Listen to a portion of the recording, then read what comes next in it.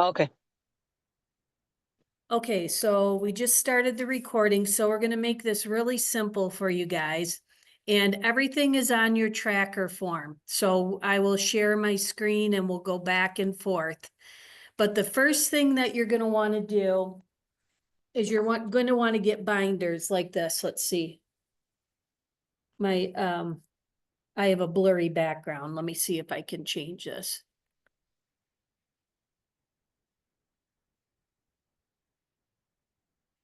All right, so just a binder, 2-inch binder. You'll need 4 of them. And then you're going to need divider tabs. So those are these things here. There are links on your tracker form that, just for examples, on Amazon of what you can get. So I am going to start with the resident binder.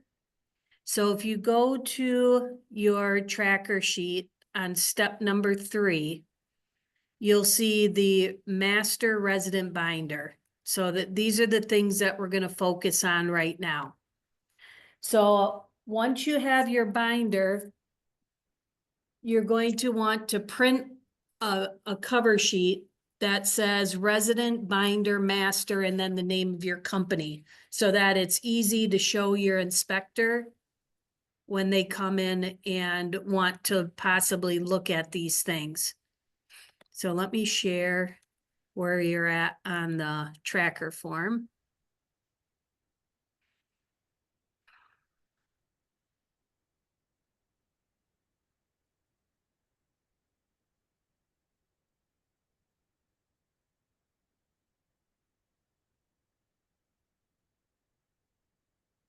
Okay, so you should be able to see it now. So these highlighted rows here are what you need. So you're going to print all of these documents here in order to create that binder. So the resident binder format, let me show you what that looks like.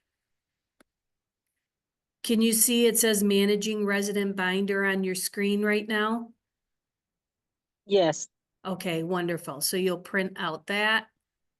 Next thing is the resident forms. Frida, I know you're really familiar with these because you have done this before. So these are Yeah. all the forms that are going to be required once you start admitting residents. Your admission policy. Now, this was the policy you submitted in step number 2, as well as your discharge policy and your resident rights policy. Those are all documents that you sent to your consultant ahead of time. So you're going to pull those out to include those in this binder. And then lastly, you're going to print this minor illness guidelines. Let me show you what that looks like.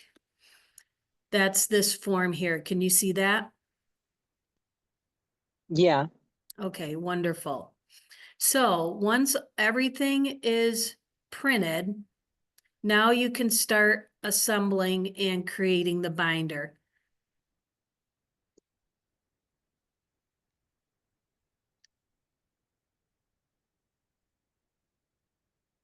Okay, I just figured out how to not blur my background so you can see my binder now. Okay, so we have the binder and it says resident binder master, the name of your company. We've printed out that sheet, managing resident binders, that I showed you on the on the screen. I shared it with you. So now each tab is going to match the numbers on this form. So for instance,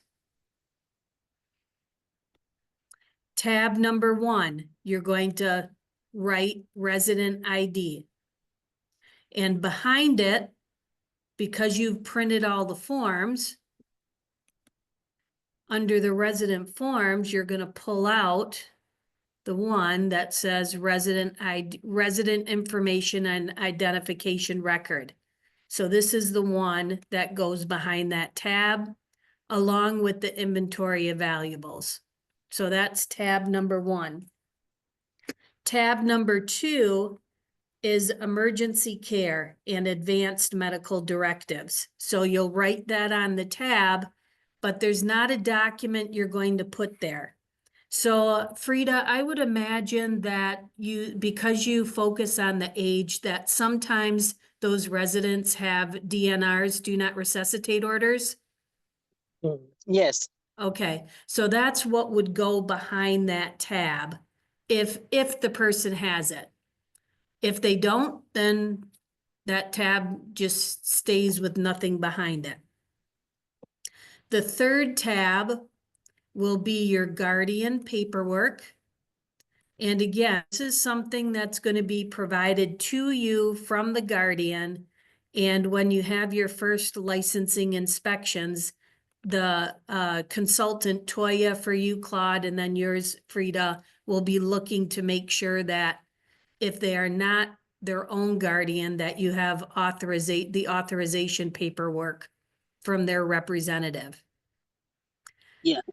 The next tab number 4, is you're going to write on it admission policy. So the admission policy, do you remember where you get that from?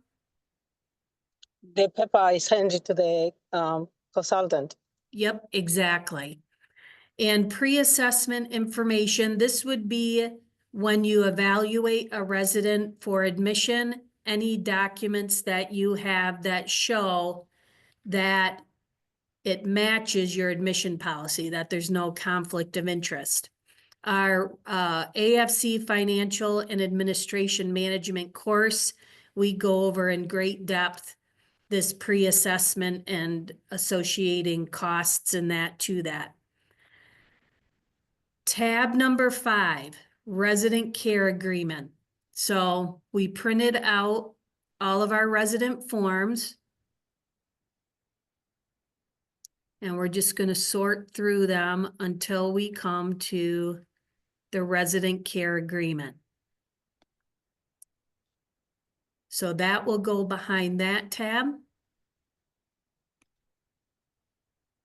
along with the summary of resident rights, discharging complaints policy.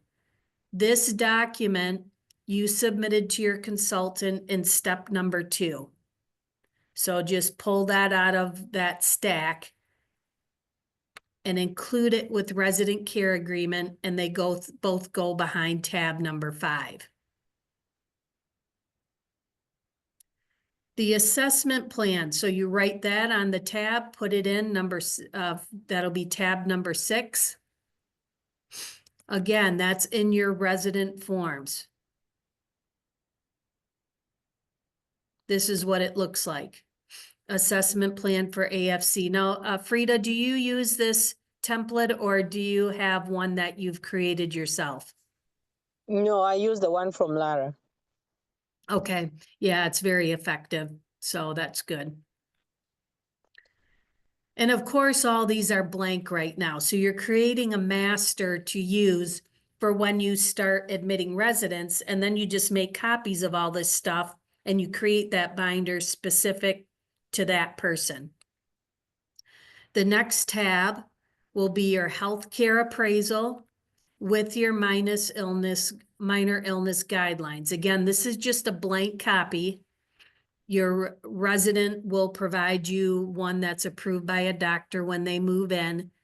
And if they don't have it, then you'll need to request that their doctor do that. So I know you've seen this a million times, Frida, but because Claude, you may have seen this also at the facility you work at. Does this look familiar, Claude?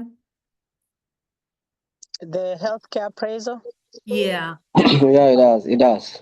Okay, so that's the document that goes behind that tab. This is in the resident forms that you print. And then in addition, you're going to include this minor illness guidelines that you printed, which this is the over-the-counter stuff. And not many AFCs actually have this in place. Do you have something like this, Frida? What is that? The minor illness guidelines. So this is the doctor giving you approval to dispense over-the-counter medications like Tylenol, like medicine to stop diarrhea, Pepto-Bismol if they have a upset stomach, the cold flu stuff if they have a cough. Do you ever No, use? no, I never used that one. Okay, well, this will protect you if something bad were to happen. So when our residents had their healthcare appraisals done, we would have the doctor sign off on that document as well as this one. Okay, now we're on tab number 8, assistive device authorizations. So you're going to write on the tab assistive devices, and there will be nothing behind it unless the resident has to use an assistive device, like a hospital bed. Frida, tell me, you're an expert in this area. What are some other assistive devices that you'd need script for? Oh man, they want you to, but usually I put on a assessment plan where I say that if the resident use any device, so you need from alarms, door alarms, camera, baby monitor, walker, commode, bedside, not bedside table, hospital bed. You need to specify if it's a short rail or is a long rail, or you need to specify if it's 2 rails or is one rail. Say portable rail. All of those you have to put on a. But me, I put on assessment plan. She always look from the assessment plan.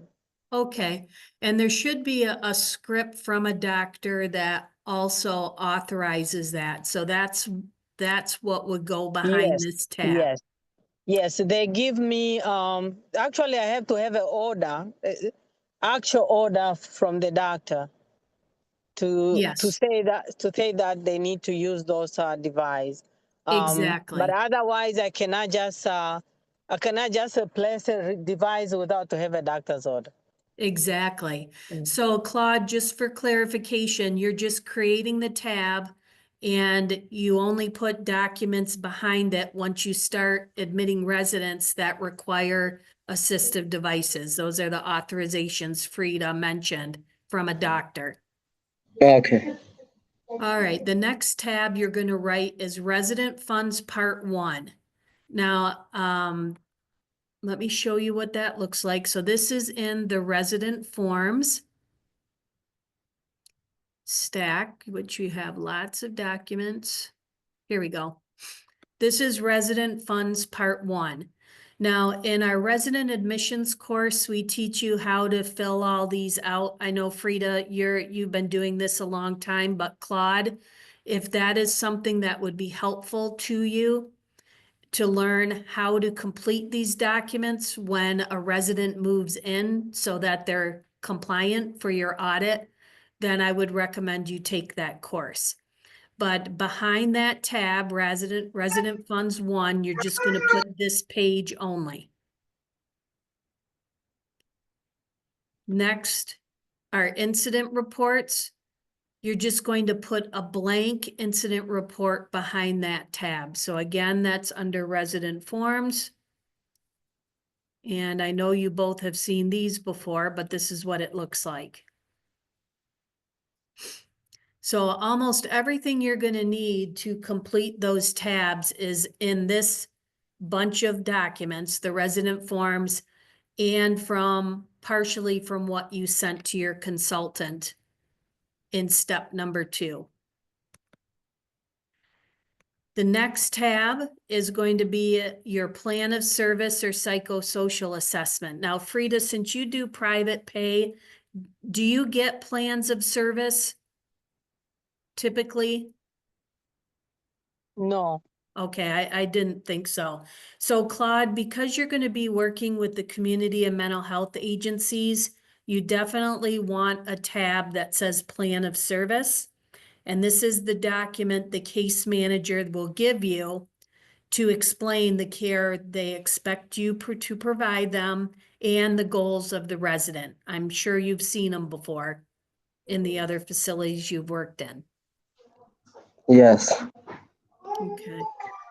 The next tab, you're going to write E-score. So E-score stands for evacuation score. And let me see, here's what it looks like. In the resident binder, we are only going to put pages 1 and 2. This is a very long document. It's like 6 pages. So you're only going to put in page 1 and page 2 because it's specific to the resident. And the goal of this is to make sure that you have a prompt, you have the ability to evacuate people promptly. All right, so after that, now we're going to have the next tab, tab 13 is going to be your HIPAA form. I don't have a template for that. You can Google HIPAA form and there's thousands of them that you can use as your template if you want. And I'm sure you have one, Frida, from your other homes. Yes, yes, I do. Tab 14 is going to be your house policies. So these are some of the documents you created to send to your consultant in step 2. So that would be your discharge policy, your resident refund policy. The other 2, if you are contracted with a waiver agency like Reliance or Area Agency on Aging or possibly PACE, do you have any consent forms specific for PACE, Frida? No. Okay. So it would just be Area Agency and Reliance. If they have specific forms for their companies, those would be in there. And then a media consent form if you plan to take pictures and post them for advertising, website, social media, you have to have the guardian approve the use of their pictures. And that you can create on your own, or we do have a sample of that in that resident admission course. And then your last tab is just a tab to store, it's going to be history. And anytime you go to a doctor appointment, the sheets that they provide you on what they did and what the follow-up is, you have to keep all those. You're going to put those behind that tab. And as you fill out and complete other records that get full, then you can put that on that tab as well.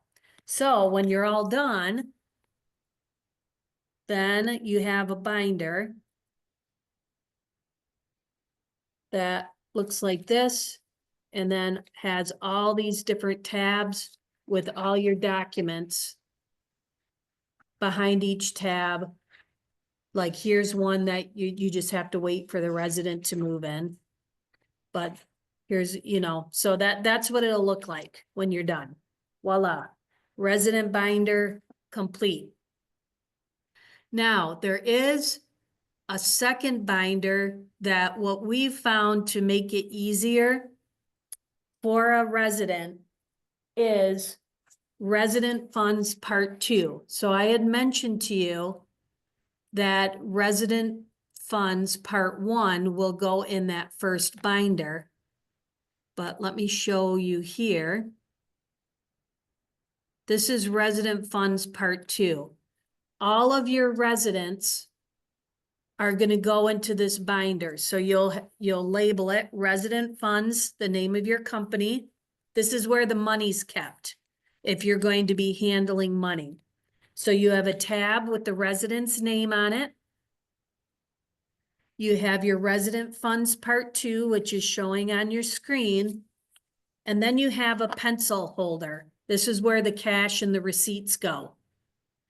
So you'll have 6 tabs total, 1 for each resident, the form, and then the pencil holder behind each tab. And there on your tracker form, there's an example of different pencil holders. It doesn't matter. It's just some place to hold the money if you're responsible for their cash. And then this binder can be locked up. And then every time a resident needs money, you just grab this instead of having to pull 6 binders to get money for 6 different people. Does that make sense? Yeah. Do you manage funds, Frida? No, I don't manage funds, and also I keep those resident funds sheets like part 1 and part 2. I keep together with care agreement. Just because when they come to inspect, sometimes they want to compare because you have to sign each month Mm-hmm. how much you received. But I put it together with the care agreement so they can see how much she agreed to pay and how Okay, much I received. great. That works just as well. So Claude, Frida gave a really good example of a different way you can do it. Just because this is all new to you, I would recommend just following our suggestion. And then as you get comfortable running your own home, if you find that it's easier to do it a different way, like Frida said a way that she does it, that's easier for her, that's fine. The bottom line is as long as the dollars on that resident fund sheet, that amount shown there matches the actual cash in your pencil case, then you're gonna be okay. Okay. All right, so now we can move on to the next binder. So we have 4 binders total. We've gone through 2 of them. Now we can go on to an employee binder, which could also be your binder, your licensee binder. You have to keep that up to date. So I would recommend creating this binder for your information now.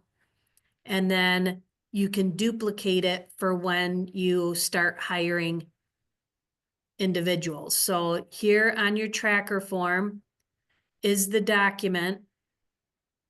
And I'll show you here. You can print this out so you know exactly how to assemble the binder.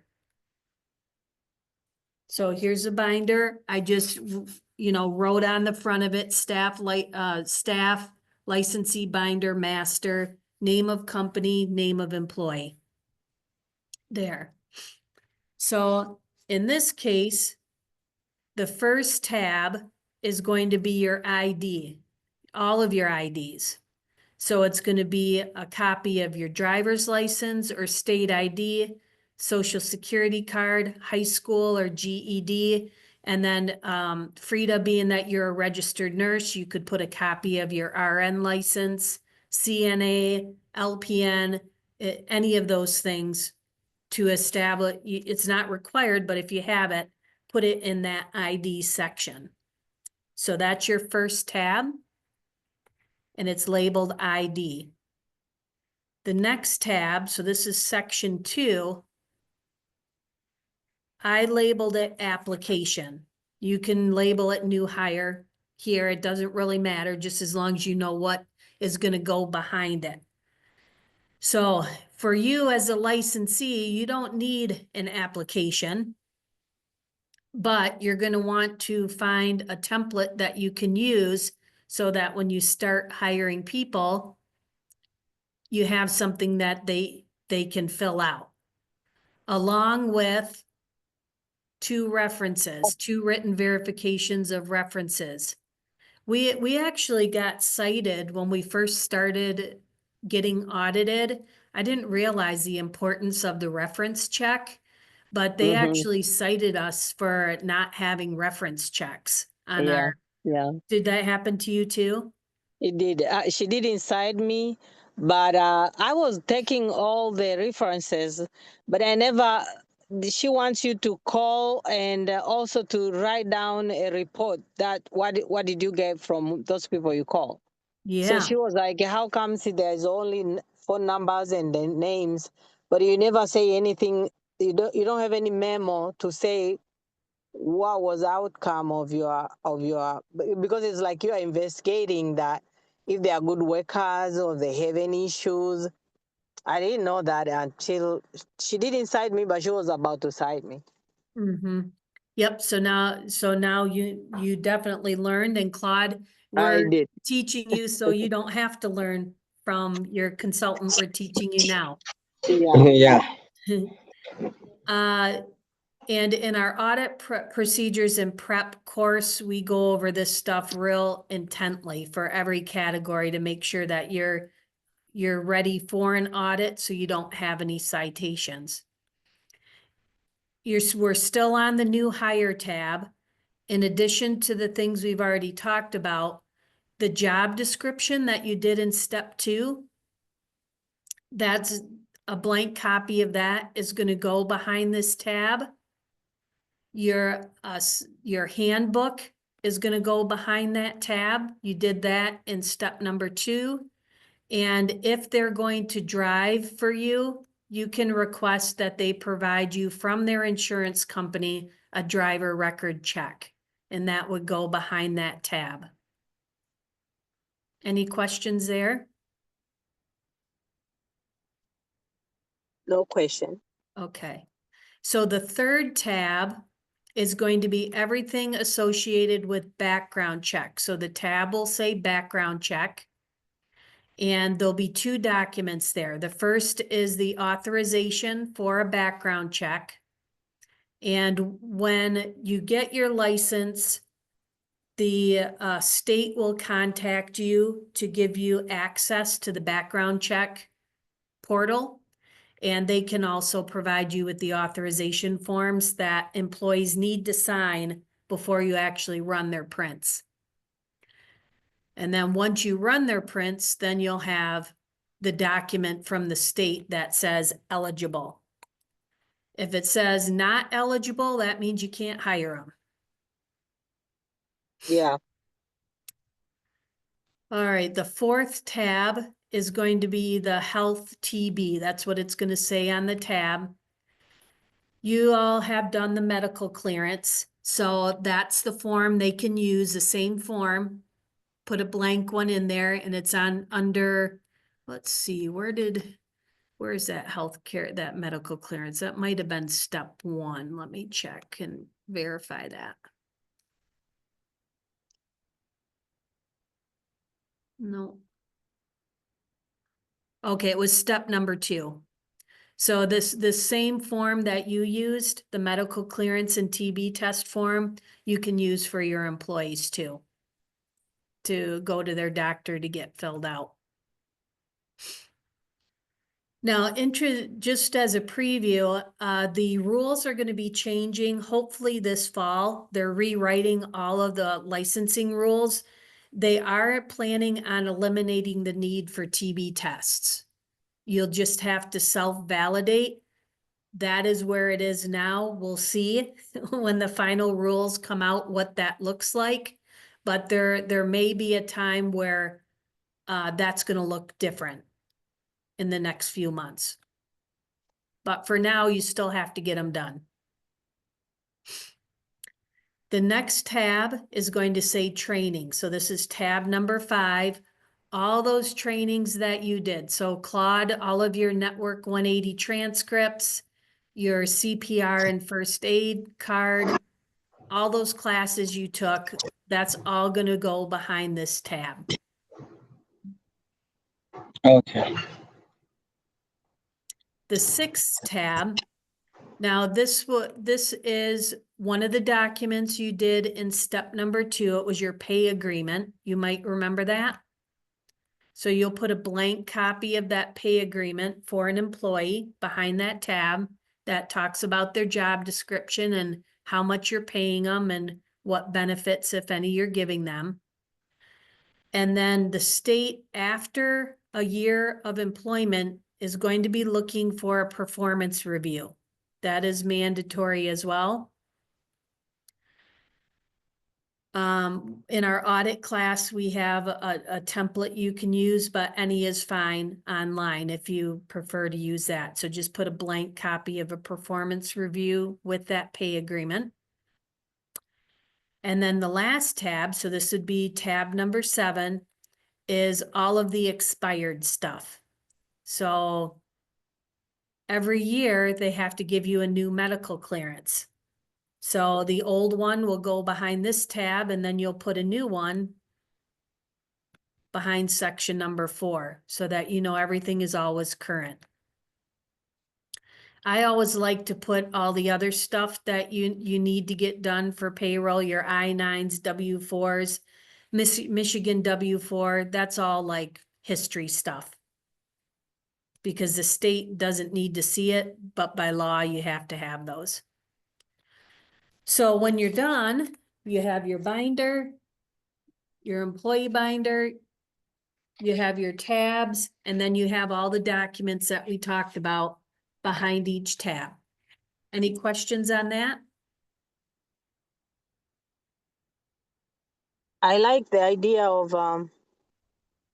having a tab for expired. I think I'm gonna apply that one for the resident folder too, because sometimes you have you have to do like a appraisal annually. Yes. And well, I put all of them together, but when they come to look, if you are not organized, just to put the older one at the bottom and the newer one on the top, when they come, they're looking for the date. It would be easy if you just put only the current one on a healthcare appraisal or whatever document is, and the older one to go to the expire one, because that will help. Yeah, I like that idea. Good. Yeah, it, especially when a resident has lived with you for multiple years, it can get quite overwhelming because you have a lot of history. And if it's mixed in with all the current stuff, it's a nightmare when you're trying to go through an audit. It's nice to have all the current stuff in the front. And if you need a separate binder for the history, that's fine, you know, if it's pretty thick. Just make sure Yeah, you label it with the resident's name, but that order will help keep you organized. yeah. All right, so we are done with 3 binders. Now, the last one is our house and resident information that you have to do monthly. So the goal of combining house and resident stuff together. Can Yes. I ask Nadine before you continue? Yeah. So do you need employee binder for the inspection? I recommend creating the employee binder with your information as the licensee. So you won't have an application, of course. You're not going to have a reference check, but you will have all your training. You can make copies of your driver's license and social security card. You can create a binder just for you so that it's easy to keep track of and update as things expire. Okay. You will not have your background check because the state did that for you and they don't provide you a copy of that. Yeah. All right. Good question. Okay, so the last one is a combination of your house and resident information that needs to get done on a frequent basis. So the reason that we formatted it this way was because if you have 6 residents, you have to weigh them every month. So to take 6 binders off the shelf, open it to a weight tab and write in a weight, put it back, grab a second binder, it takes a lot of time. So by including those in one binder with the tasks that need to get done on a monthly basis, you're just grabbing one binder. You're not grabbing 6. So this is your 4th binder. I labeled it House Binder Master, and you'll put the name of your company and the format of that. show you where that's at on your tracker form.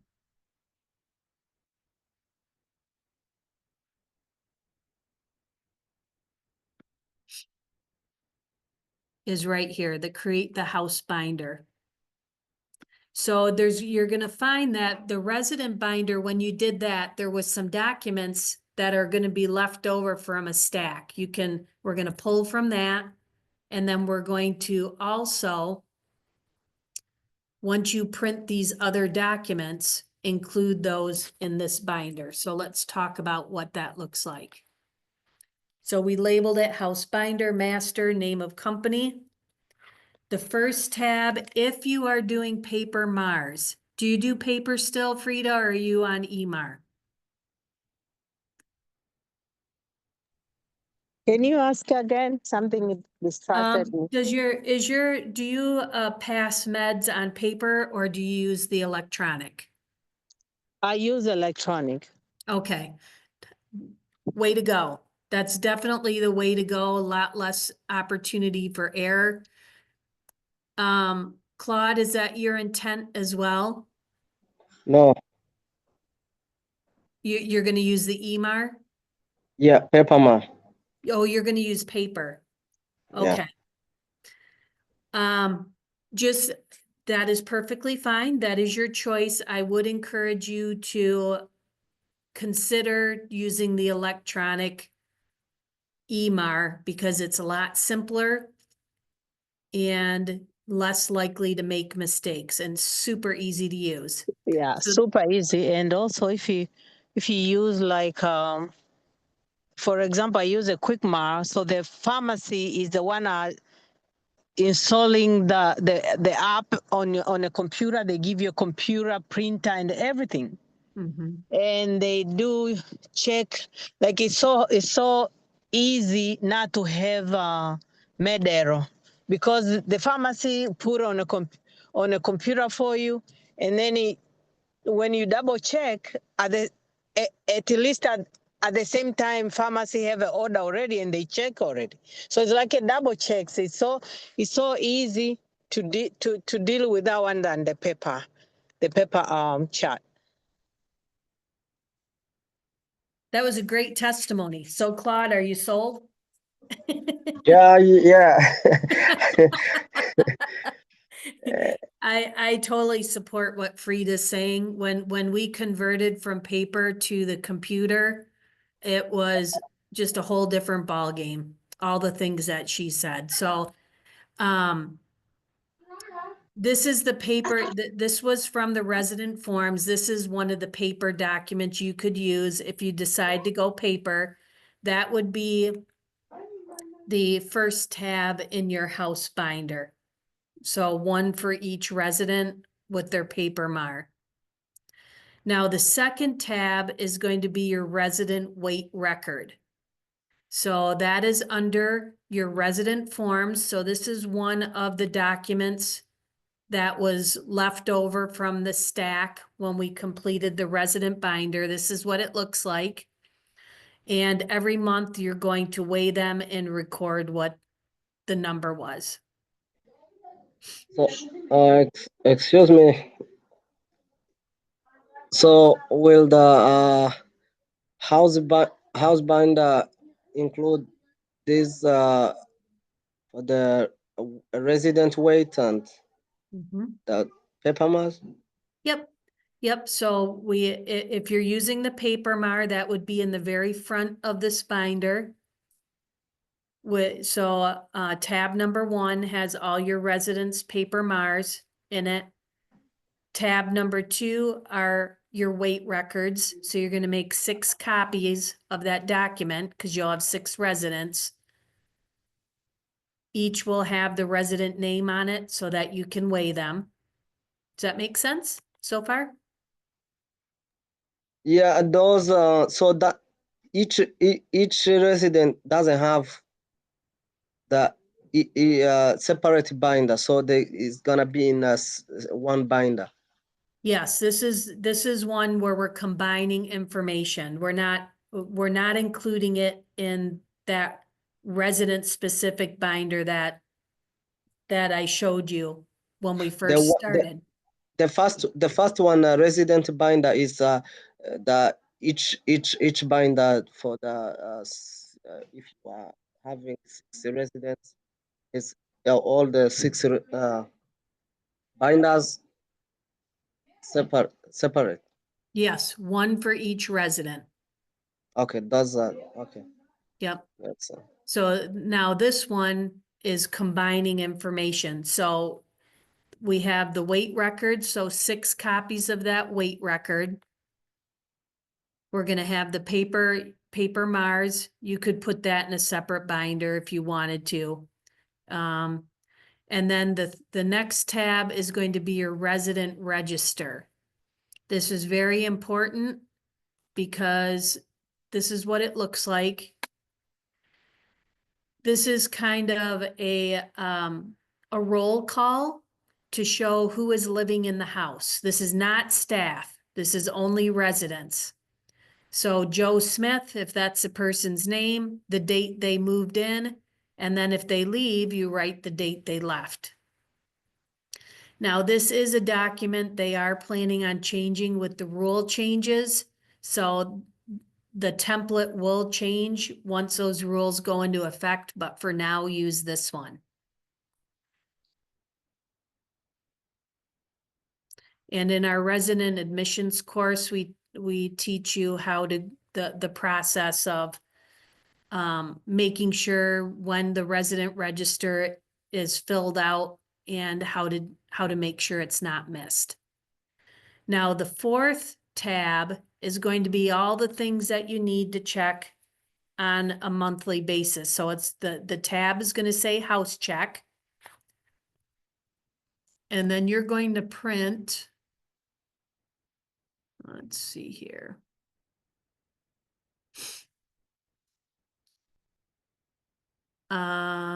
Here.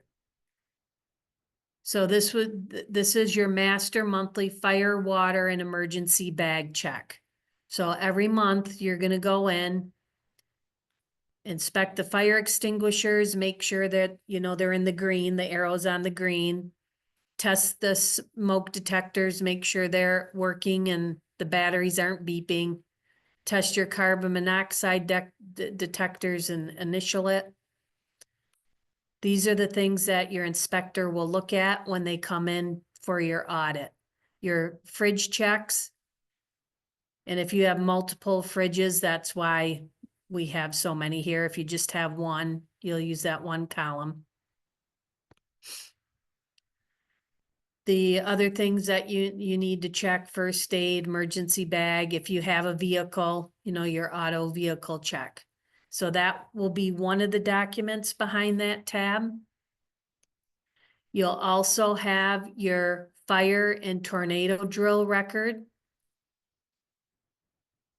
behind that tab.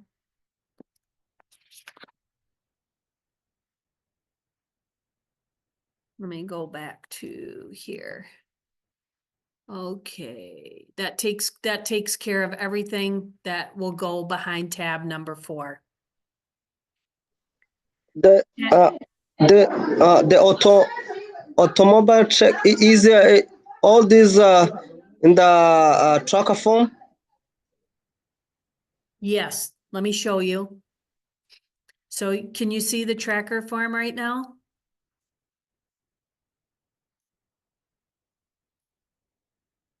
Claude, can you see the tracker form? Uh-oh, did he drop?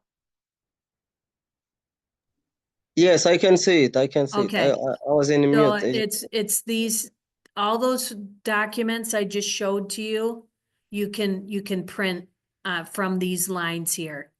So the house binder format, which is this one here that talks about how to organize it. The e-score, you already printed that and put some of those pages with the resident, and then the documents that I just showed you. These here and that there. Make sense? And you'll have this video too, Claude, to go back to if you get confused. Okay. Now on tab number 5, you're going to put your annual inspections. So you, along in step number 2, when you submitted your policies and procedures, you had a furnace inspection done, and then your fire extinguisher and smoke detector inspection done. Pull those out of wherever you have them stored right now and put those behind tab number 5. And then every year you'll want to have those done again, so that your inspector knows that you are keeping track of maintaining those well, those 2 things.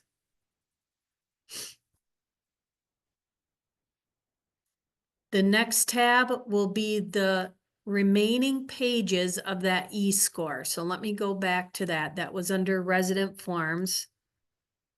You might remember. Nope, it wasn't. I take that back. It was its own. That was its own link. So if you remember, pages 1 and 2 went into the resident binder. Now the remaining pages 3 through 6 are the house score.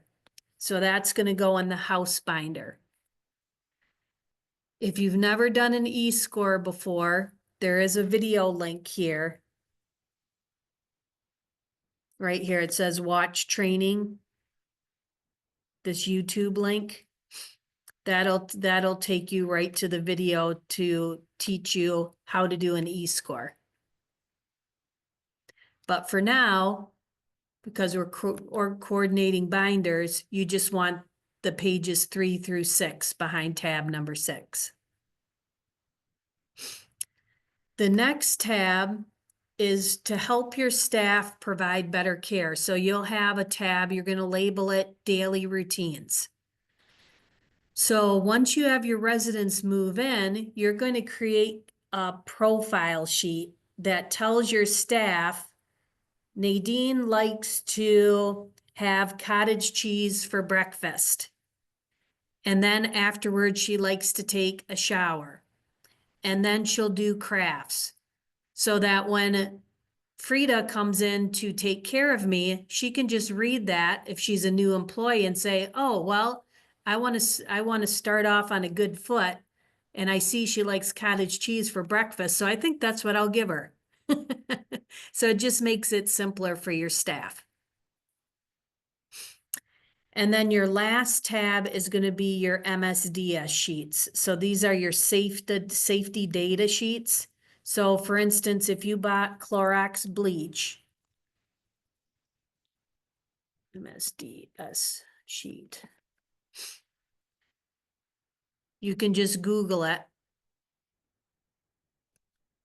Hopefully this will come up here. And you'll print out the document. So it'll tell your staff how to use it properly and what to do to clean up. It's 10 pages in this case. So every chemical you have in the house, you should have a matching MSDS sheet so that if you need to reference it, or your staff, you have it already printed out. Okay, so there you go. Now you have a completed house binder that has all of your monthly checks in it, including some of the things you do for your residents, so that you're audit ready. You have to make sure you're filling them out, but it'll make it much easier when your inspector comes in, because everything's in one place, and then they see that you're organized, so they're less likely to be digging to find things to cite you on, because they can see you know what you're doing. Frida, do you do something like this right now at your other facilities? Yes, I do. Oh yeah, if you are not organized, it's so hard. And you are right. They get mad when you don't find this paper. You don't resident registration form. You can't find it, or it's all over. But once so what I do when they come to inspect me, I know which paper they are looking for. I just flag it from those folders. Mm-hmm. So I flag it, like if I know they will need a weight, I just flag the weight one. So when they come, they found you flagged, it's easy for them They will just look and go. Mhm. It make it easy. That's very true. That organizing is very. Nadine, I will need your help. I clean up my Yahoo, and it wiped off everything, and I can't get any from your binder. You send it to us. Your tracker form? My tracker form, even this information, it's just because I went through. I did read when you just send it to us before it wiped off, but now I don't have those information. Okay, what is your email? NAMPEE66. N as Nancy, A as Apple, M as Mary. P as Peter, E as Edward, 66 @yahoo.com. Okay, I'm sending you a new copy right now. And everything Thank is you. on there. All Yeah. those links to all those documents. And if you don't have access, just request access and we'll grant it right away.